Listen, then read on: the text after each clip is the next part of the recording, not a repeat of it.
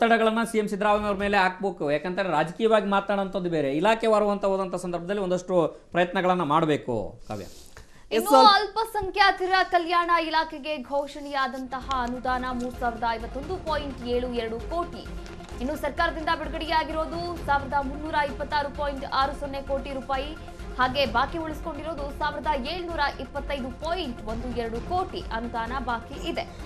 ಇನ್ನು ಆಹಾರ ಇಲಾಖೆಗೆ ಸಂಬಂಧಪಟ್ಟಂತೆ ಸರ್ಕಾರದಿಂದ ಘೋಷಣೆಯಾಗಿರೋದು 9,948 ಕೋಟಿ. ಆದರೆ ಸರ್ಕಾರದಿಂದ ಬಿಡುಗಡೆಯಾಗಿರೋದು 4,082.69 ಕೋಟಿ. ಹಾಗೆ ಈವರೆಗೂ 5,865.55 ಕೋಟಿ ಅನುದಾನವನ್ನ ಬಾಕಿ ಉಳಿಸಿಕೊಂಡಿದೆ ರಾಜ್ಯ ಕಾಂಗ್ರೆಸ್ ಸರ್ಕಾರ. ಅಲ್ಪಸಂಖ್ಯಾತರ ಕಲ್ಯಾಣ ಇಲಾಖೆಗೆ ಘೋಷಿತ ಅನುದಾನ 3,051.72 ಕೋಟಿ.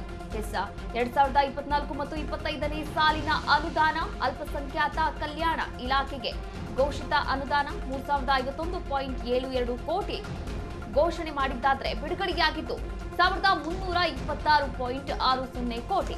ಹಾಗೆ ಬಾಕಿ ಉಳಿಸಿಕೊಂಡಿರುವಂತಹ ಅನುದಾನ 1,725.12 ಕೋಟಿ. ಇನ್ನ ಇದರಲ್ಲೂ ಕೂಡ ಹಿಂಜರಿತದೆ.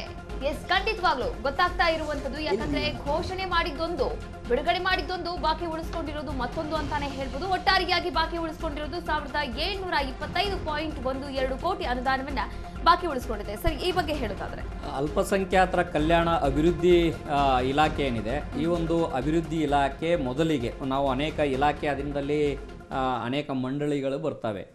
ಯಾವಾಗ ಇದು ನಿರ್ಮಾಣ ಆಯಿತು ಅಂತಂದು ಹೇಳಿದ್ರೆ ಇದು ರಾಮಕೃಷ್ಣ ಹೆಗಡೆ ಅವರ ಕಾಲದಲ್ಲಿ ಒಂದು ಅಲ್ಪಸಂಖ್ಯಾತರ ಅಭಿವೃದ್ಧಿ ನಿಗಮ ಅಂತ ಹೇಳಿ ಆಯ್ತು. ಅದಕ್ಕಿಂತ ಮುಂಚೆನೂ ಕೂಡ ದೇವರಾಜ ಅರಸು ಅಭಿವೃದ್ಧಿ ನಿಗಮದ ಅಂಡರದಲ್ಲಿ ಅಲ್ಪಸಂಖ್ಯಾತರಿಗೆ ಒಂದಷ್ಟು ಅಭಿವೃದ್ಧಿ ಕಾರ್ಯಗಳನ್ನ ಮಾಡಬೇಕು ಅಂತ. ಯಾಕೆಂತಂದು ಹೇಳಿದ್ರೆ ನಾವು 2011 ಜನಗಣತಿಯ ಪ್ರಕಾರವನ್ನ ತೆಗೆದುಕೊಳ್ಳುವಂತದ್ದಾದ್ರೆ ಬಹುಪಾಲು ಅಲ್ಪಸಂಖ್ಯಾತರು ಅಂತಂದು ಹೇಳಿದ್ರೆ ಕೇವಲ ಮುಸ್ಲಿಂ ಅಂತ ಮಾತ್ರಕ್ಕೆ ಬರಲ್ಲ, ಮುಸ್ಲಿಮರು, ಜೈನರು, ಕ್ರೈಸ್ತರು ಎಲ್ಲರೂ ಸೇರಿದಂತೆ ಆ ಒಂದು ಅಲ್ಪಸಂಖ್ಯಾತರ ವಲಯಕ್ಕೆ ಬಂದಾಗ ಅದರ ಪ್ರಮಾಣ ನೋಡಿದ್ರೆ ಬಡತನ ರೇಖೆಗಿಂತ ಕಡಿಮೆ ಇದ್ದಾರೆ ಅನ್ನೋಂಥ ಕಾರಣಕ್ಕಾಗಿ ಇವಾಗ ಒಂದಷ್ಟು ಅಭಿವೃದ್ಧಿಗಳಾಗಿರುವಂಥದ್ದು. ಆದರೆ ಅವಾಗ ಬಡತನ ರೇಖೆಗಿಂತ ಕಡಿಮೆ ಇದ್ದಾರೆ ಅನ್ನೋ ಕಾರಣಕ್ಕಾಗಿ ಒಂದು ಸ್ಪೆಷಲ್ ಗ್ರಾಂಟ್ಗಳನ್ನ ಕೊಡ್ಲಿಕ್ಕೆ ಒಂದು ಪ್ರಯತ್ನಗಳನ್ನ ಮಾಡಿದ್ರು.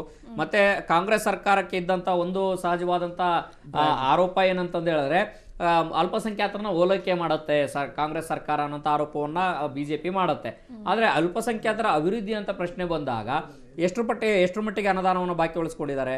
ಕೊಟ್ಟಿರುವಂಥದ್ದು, ಘೋಷಣೆ ಮಾಡಿರುವಂಥದ್ದು ಎಷ್ಟು, ಕೊಟ್ಟಿರುವಂಥದ್ದು ಎಷ್ಟು?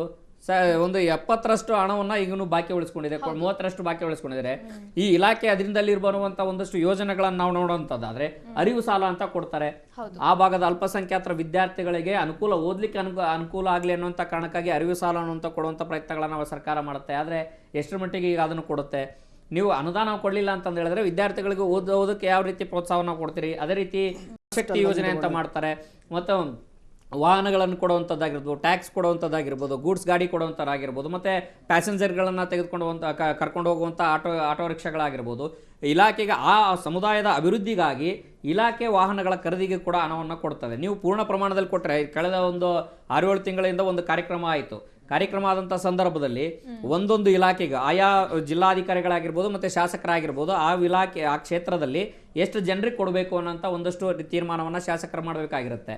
ನಿಮಗೆ ಒಂದು ಕ್ಷೇತ್ರಕ್ಕೆ 5-10 ಗಾಡಿಗಳನ್ನ ನೀವೇನಾದರೂ ಅನುದಾನದಲ್ಲಿ ಕೊಟ್ಟರೆ 5-10 ಗಾಡಿಗಳಿಗೆ ಅನುದಾನವನ್ನು ಬಿಡುಗಡೆ ಮಾಡಿದ್ರೆ ಅಲ್ಲಿ ಕರೆದು ಸಾವಿರಾರು ಅರ್ಜಿಗಳು ಬಂದಿರ್ತವೆ. ನಮ್ಗೆ ವಾಹನ ಬೇಕು, ನಮ್ಗೆ ಗಾಡಿ ಬೇಕು, ಈ ಸಾಲ ಬೇಕು, ಆ ಸಾಲ ಬೇಕು ಅಂತ. ಶಾಸಕರು ಏನ್ ಮಾಡ್ತಾರೆ?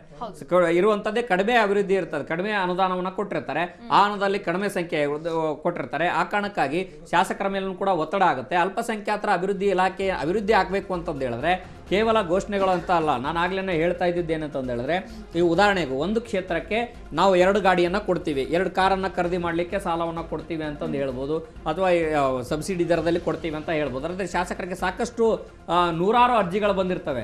ಶಾಸಕರಿಗೆ ಕೊಡಬೇಕು, ಸಾರ್ವಜನಿಕರಿಗೆ ಕೊಡಬೇಕು, ಆ ಒಂದು ಸಮುದಾಯಕ್ಕೆ ಸಂಬಂಧಪಟ್ಟಂತ ಸಾರ್ವಜನಿಕರು ಹೋಗಿ ದಿನನಿತ್ಯನೂ ಕೂಡ ಕೇಳ್ತಾ ಇರ್ತಾರೆ, ಅವ್ರಿಗೆ ಕೊಡಬೇಕು ಅನ್ನೋ ಗೊಂದಲದಲ್ಲಿ ಇರ್ತವೆ. ಸರಿಸುಮಾರು ಕೆಲವೊಂದು ಶಾಸಕರು ಪೆಂಡಿಂಗ್ ಅಲ್ಲೇ ಇಟ್ಬಿಡ್ತಾರೆ. ಯಾಕೆಂತಂದು ಹೇಳಿದ್ರೆ ಇವ್ರು ಕೊಟ್ರೆ ಅವ್ರಿಗೆ ಸಿಟ್ಟು, ಅವ್ರು ಕೊಟ್ರೆ ಇವ್ರು ಸಿಟ್ಟು ಅನ್ನೋಂಥ ಪರಿಸ್ಥಿತಿ ನಿರ್ಮಾಣ ಆದಂಥ ಸಂದರ್ಭದಲ್ಲಿ ಶಾಸಕರು ಯಾರನ್ನೆಂತ ಮಾಡ್ತಾರೆ. ಮತ್ತು ಒಂದು ಸಹಜವಾಗಿ ಈ ರೀತಿಯ ಇಲಾಖೆಯ ವ್ಯಾಪ್ತಿಯಲ್ಲಿ ಬರುವಂಥ ಸೌಲಭ್ಯಗಳನ್ನು ಕೊಡುವಂಥ ಸಂದರ್ಭದಲ್ಲಿ ಕೂಡ ಶಾಸಕರು ಒಂದಷ್ಟು ತೀರ್ಮಾನಗಳನ್ನು ಮಾಡ್ಕೊಳ್ತಾರೆ. ಅವರ ಆಪ್ತರಿಗೂ ಕೊಟ್ಟಿರುವಂತಹ ಅನೇಕ ಉದಾಹರಣೆಗಳಿರುವಂಥದ್ದು. ಹಂಗಾಗಿ ನೀವು ದೊಡ್ಡ ಪ್ರಮಾಣದಲ್ಲಿ ಆ ಸಮುದಾಯದ ಜನರು ಅಭಿವೃದ್ಧಿ ಆಗಬೇಕು ಅಂತಂದು ಹೇಳಿದ್ರೆ ನೀವು ಘೋಷಣೆ ಮಾಡಿದಂತಹ ಅನುದಾನವನ್ನು ಪರಿಪೂರ್ಣವಾಗಿ ಕೊಟ್ಟರೆ ಅದು ಎಲ್ಲೋ ಒಂದು ಕಡೆಗೆ ಅನುಕೂಲ ಆಗುತ್ತೆ ಅನ್ನೋಂಥದ್ದು.